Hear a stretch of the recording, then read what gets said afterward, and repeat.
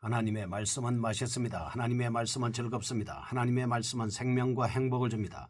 500독 성경 통독 훈련 원장입니다. 여수 살리는 교회 임규환 목사가 하나님의 말씀을 봉독하고 전하는 시간입니다. 함께 하시면 기적이 일어납니다. 알람을 설정하시고 들으시면 좋겠습니다. 본 방송은 유튜브에서 성경 통독 임규환 검색하시고 구독하시면 계속되는 하나님의 말씀 업데이트를 통해서 은혜 받으실 수 있습니다. 오늘은 이사야 42장을 봉독하고 말씀을 전하겠습니다. 이사야 42장. 내가 붙드는 나의 종 내 마음에 기뻐하는 자 곧 내가 택한 사람을 보라. 내가 나의 영을 그에게 주었은즉 그가 이방에 정의를 베풀리라. 그는 외치지 아니하며 목소리를 높이지 아니하며 그 소리를 거리에 들리게 하지 아니하며 상한 갈대를 꺾지 아니하며 꺼져가는 등불을 끄지 아니하고 진실로 정의를 시행할 것이며 그는 쇠하지 아니하며 낙담하지 아니하고 세상에 정의를 세우기에 이르리니 섬들이 그 교훈을 앙망하리라.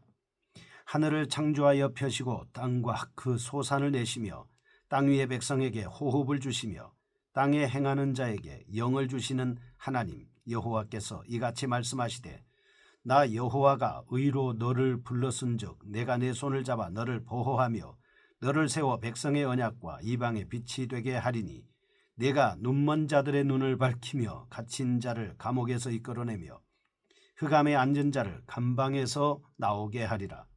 나는 여호와이니 이는 내 이름이라. 나는 내 영광을 다른 자에게 내 찬송을 우상에게 주지 아니하리라.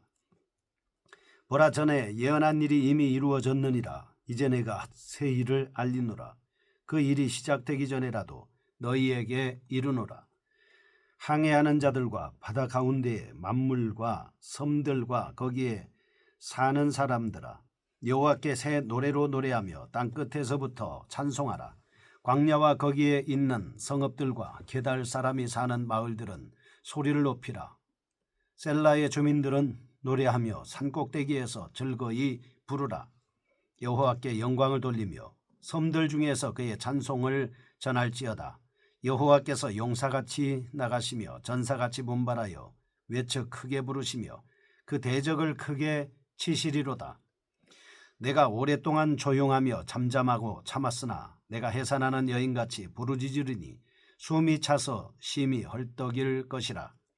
내가 산들과 언덕들을 황폐하게 하며 그 모든 초목들을 마르게 하며 강들이 섬이 되게 하며 못들을 마르게 할 것이며 내가 맹인들을 그들이 알지 못하는 길로 이끌며 그들이 알지 못하는 지름길로 인도하며 암흑이 그 앞에서 광명이 되게 하며 구분대를 곱게 할 것이라.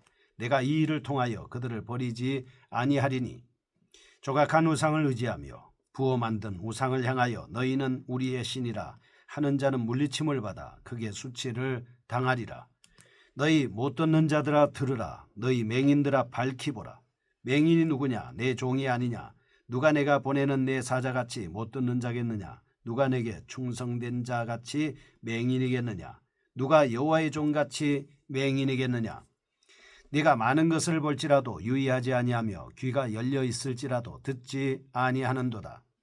여호와께서 그의 의로 말미암아 기쁨으로 교훈을 크게 하며 존귀하게 하려 하셨으나 이 백성이 도둑맞으며 탈취를 당하며 다 굴 속에서 잡히며 옥에 갇히도다. 노략을 당하되 구할 자가 없고 탈취를 당하되 되돌려 주라 말할 자가 없도다. 너희 중에 누가 이 일에 귀를 기울이겠느냐? 누가 뒤에 올 일을 삼가 듣겠느냐? 야곱이 탈취를 당하게 하신 자가 누구냐? 이스라엘을 약탈자들에게 넘기신 자가 누구냐? 여호와가 아니시냐? 우리가 그에게 범죄하였도다. 그들이 그의 길로 다니기를 원하지 아니하며 그의 교훈을 순종하지 아니하였도다. 그러므로 여호와께서 맹렬한 진노와 전쟁의 위력을 이스라엘에게 쏟아 부으심에 그 사방에서 불타오르나 깨닫지 못하며 몸이 타나 마음에 두지 아니하는도다. 아멘. 이사야 42장의 말씀입니다. 여호와의 종의 성품과 사역에 대한 말씀을 하고 있습니다.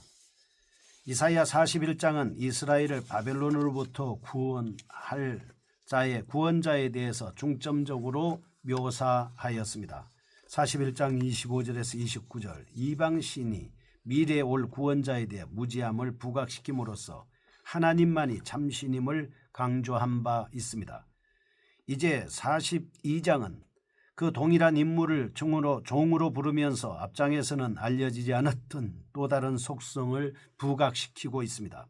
1절과 5절 여호와의 종은 신적 권위의 소유자로서 2, 3, 7절 겸손과 사랑을 통치 원리로 삼고 승리와 기쁨의 나라를 건설하신다는 것입니다. 1절에서 9절 여호와의 종의 품성과 사역입니다.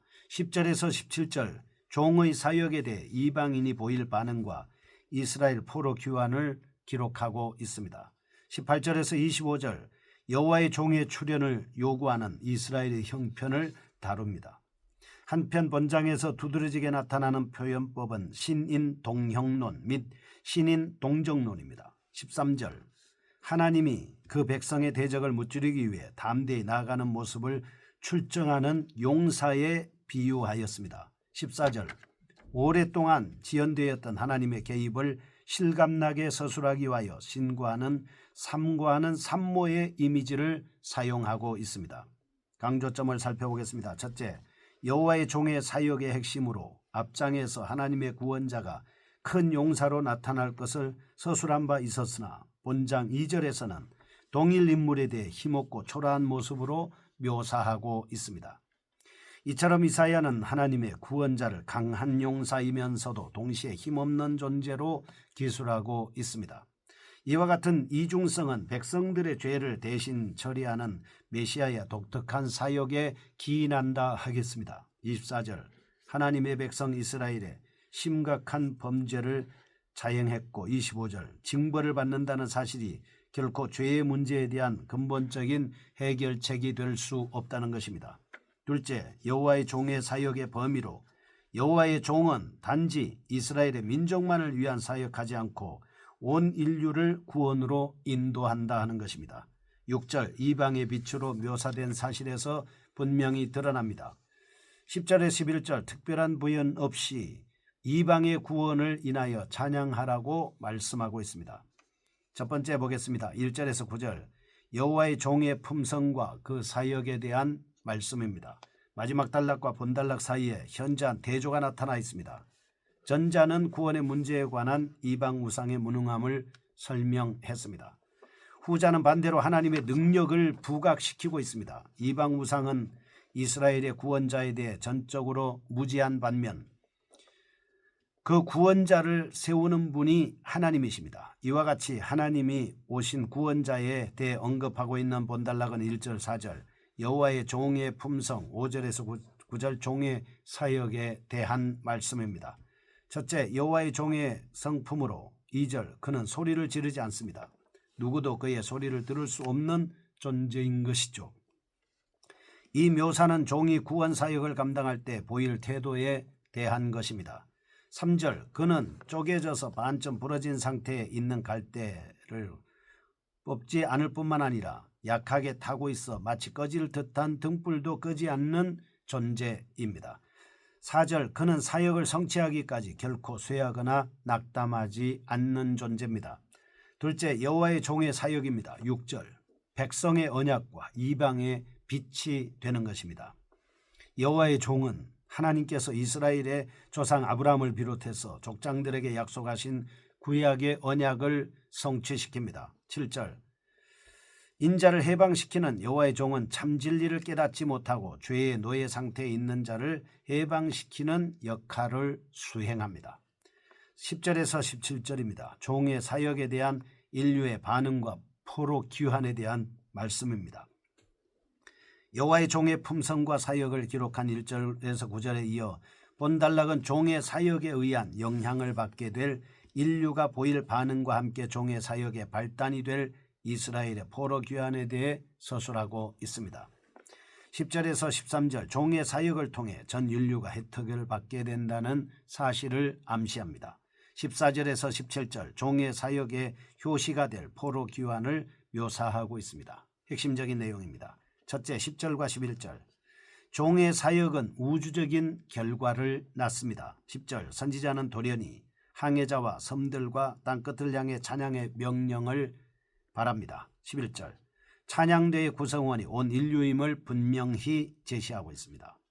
이러한 사실은 종의 구원 사역의 범위가 우주적임을 밝히고 있는 것입니다. 아울러 온 인류가 함께 새 노래로 찬양 드릴 것을 암시합니다. 과거 출애굽 당시 이스라엘이 부른 노래가 옛 노래라면 이제 여호와의 종의 사역의 결과로 구원받은 인류가 부를 노래는 새 노래다라고 하는 것입니다.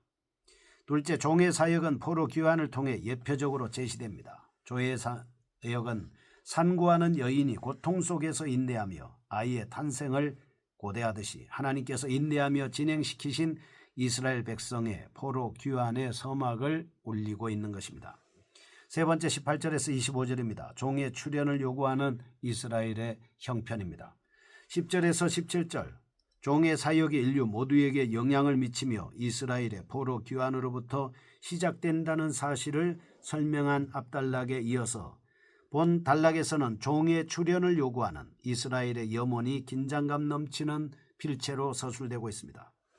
사실 사건 기술의 논리상 순서로는 본 단락이 종의 출현을 암시하는 본장 초두의 벼에 배열해야 합니다. 그러나 본서 기자는 먼저 종의 출현을 선포하듯 기술하고 마지막 부분에 이르러 종의 출현을 요구하는 현실을 첨가하듯이 서술하고 있습니다. 이와 같은 표현을 통해서 본서 기자는 종의 출현 사실을 직접 서술하지 않으면서도 독자로 하여금 종의 출현을 생생하게 느끼도록 유도하고 있는 것입니다.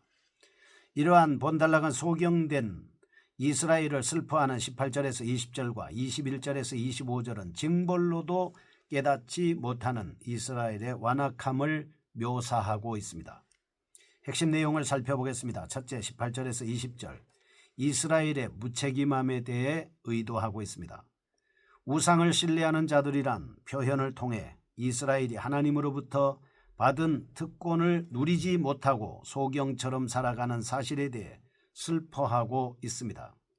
인간이 살아계신 하나님을 버리고 우상을 의지하는 것도 어리석은 일이지만 하나님으로부터 받은 계시의 말씀을 무시하고 자기 고집대로 생활하는 행위는 참으로 가슴 아픈 일입니다.